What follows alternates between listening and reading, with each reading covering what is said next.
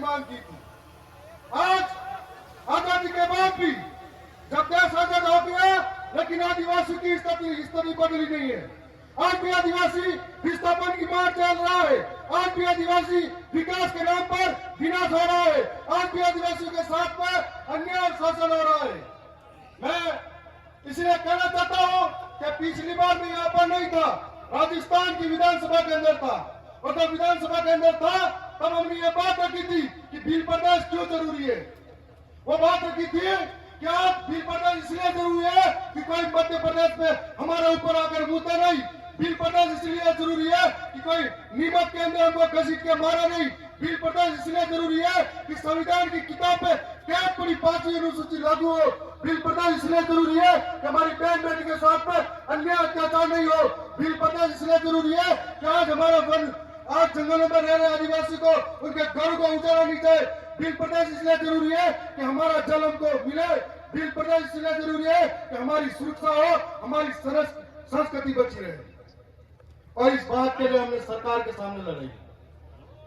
आज हमें संवैधानिक अधिकारों के लिए इस मांग के लिए जयपुर में पहुंचाया गया है।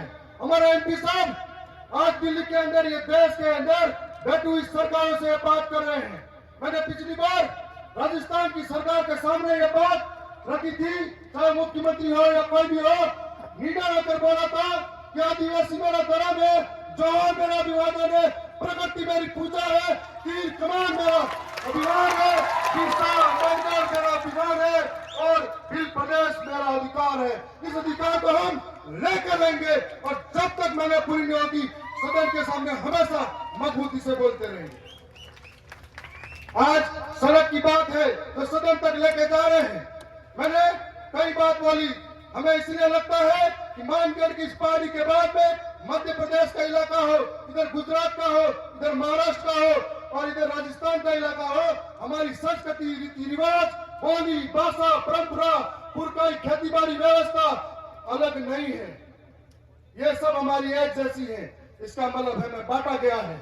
और आने वाले समय में जिस दिन हमारे जीते हुए जनप्रतिनिधि अपने समाज के सर्टिफिकेट से अगर वहां जाते हैं और जिम्मेदारी को निभाते हैं, तो मध्य प्रदेश के जनप्रतिनिधि भोपाल के अंदर बोलेंगे और महाराष्ट्र के जनप्रतिनिधि मुंबई के अंदर बोलेंगे और यहाँ गुजरात के जनप्रतिनिधि गांधीनगर में बोलेंगे, राजस्थान के जयपुर में एक साथ बोलेंगे, तो बिल प्रदेश का सपना दूर नहीं है।